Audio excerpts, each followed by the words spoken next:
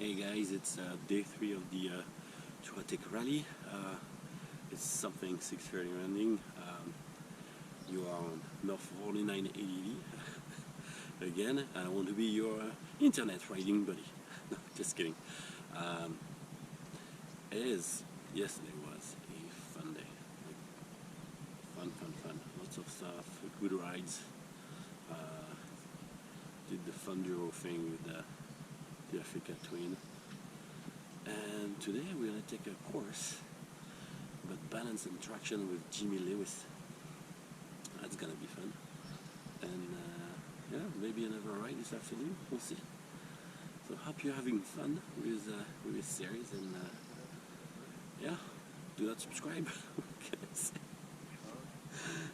Again, it's just for fun, okay? Talk to you later. I want to put a visual on what Paul just said.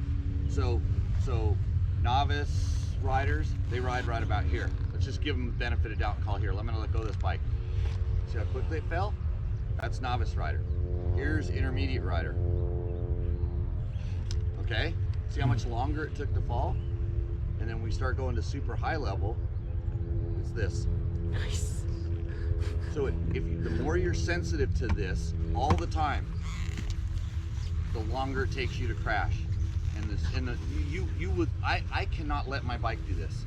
Like, even we were working on your bike this morning, remember how you kept touching? I said let go of it, because he kept wanting to pull it over here, and I'm like, no, let's get it here, because I can sit here and go work on it back here like that, and then I can come and grab it when I need to. When Jimmy's bike is here, maybe like where the novices were, you see our tires, and if our body weight is inside, you see how visually it almost looks like we're pushing our tires out from under us. That's when when our balance starts affecting our traction negatively. That's an easy way to look.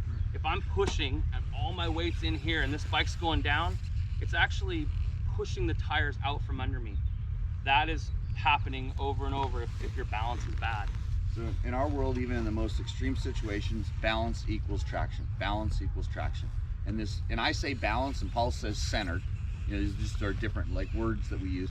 But it's like if you're centered, you're going to be in the right place to be able to do whatever you need to do when you start losing traction, if it starts happening outside of whatever you're doing. Like, and you feel it, you notice it, because you're starting to tune yourself up to pick it up. Right now, you know, this may be, you know, this may be okay, and that's absolutely not okay.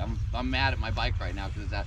And then you get to the point where this, and it just starts, you know, exponentially getting better and better for you. So I know that you're sitting there going, God, this seems so basic, and how am I going to use this? I mean, I'm never riding at 0 miles an hour. It's like, because you can't.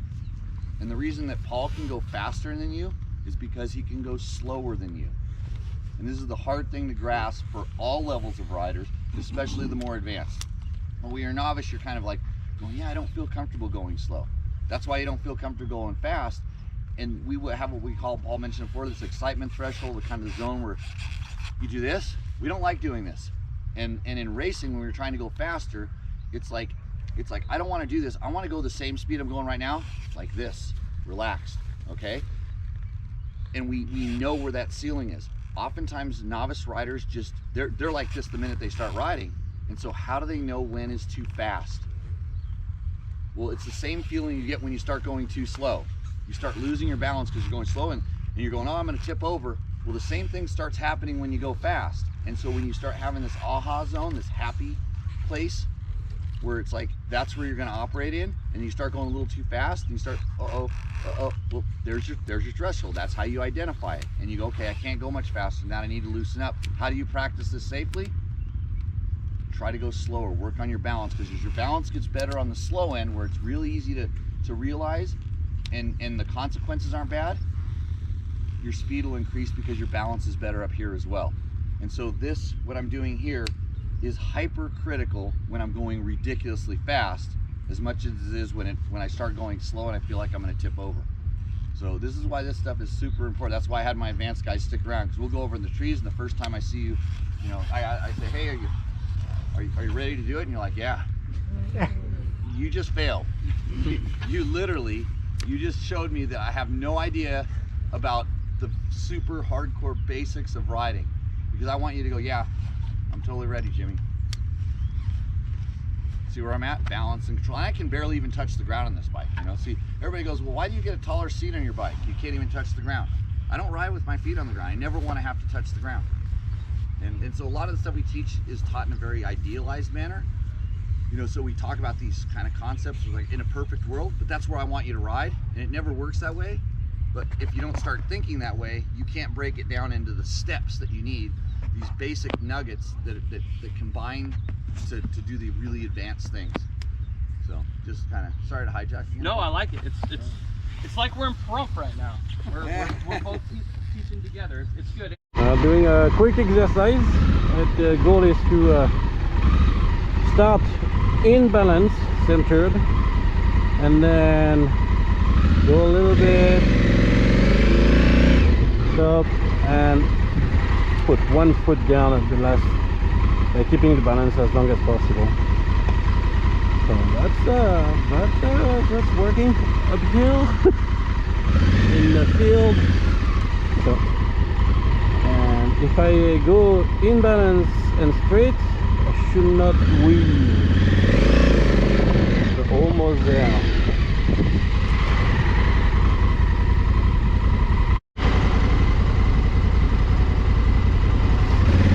Slightly different exercise. Gotta keep it balanced until we cannot keep it balanced, and then up give it a bit of gasaroo.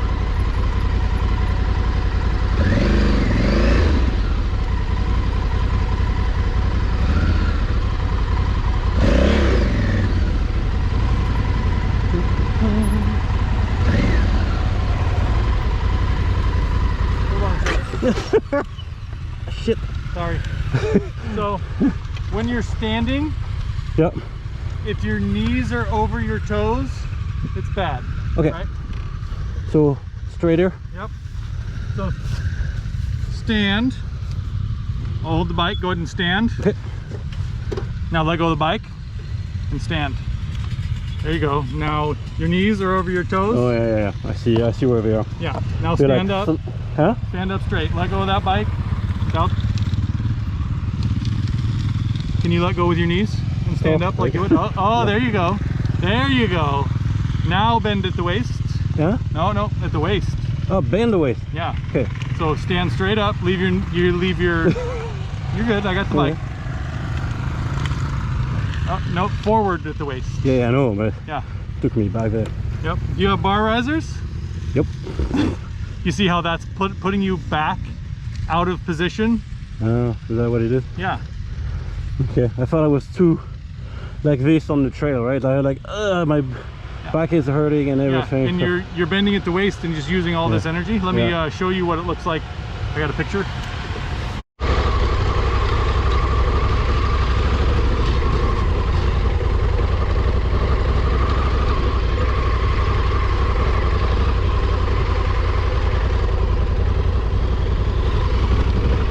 Look on one end.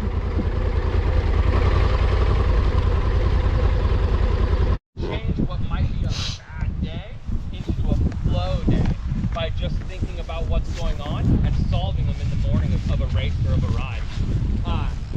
Anything else? Any other comments, questions about the last drill?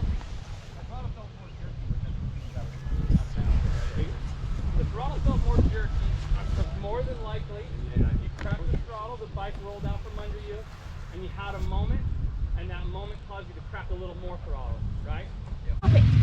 So we got a slow race, but the slow race seems to be only in the commuter lanes. Oh, Justin's down. The Harley Davidson. Your dab? Random speed. The rule of tonnage kicks in on that one. Yeah, we got two down. He's out. Yeah, okay. Oh, Jason tucks in there.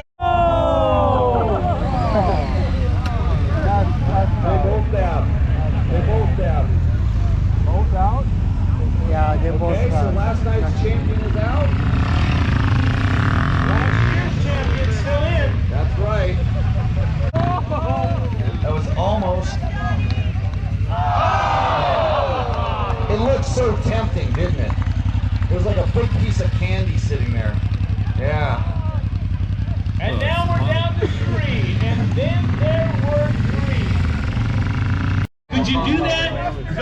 going directly from here to the raffle. So the rider they have to take a bite out of the winner that's on the I think everybody's going to need a stick beer after watching this. in order to win, Things are just to gonna make get weird. to decide who is the Touratech winner. rally. Literally decide who is the winner.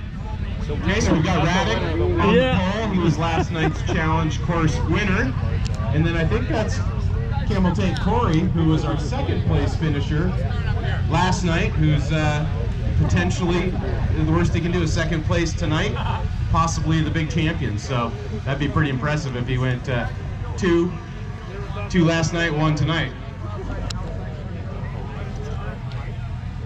I think Jimmy's breaking down the finer points of the rules. Maybe he's giving him tricks for how to get the wiener inside of the helmet enough to get a bite. And we got a little Skydio video going on, so we'll have The drone footage is going to be incredible. The weenie eating slow race, I'll tell you what.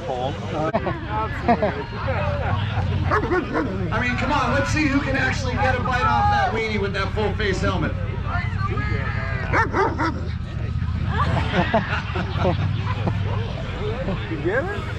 Impossible. Not possible, but difficult.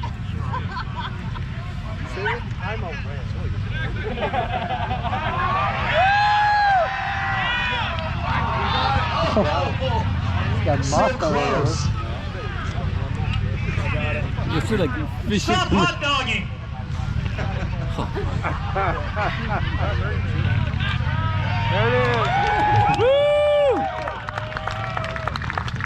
I knew you Canadian guys were good at something. Exactly. This is still from Evergreen Lawyers, a tool roll with a tire change kit. Woo. Sue Brownell,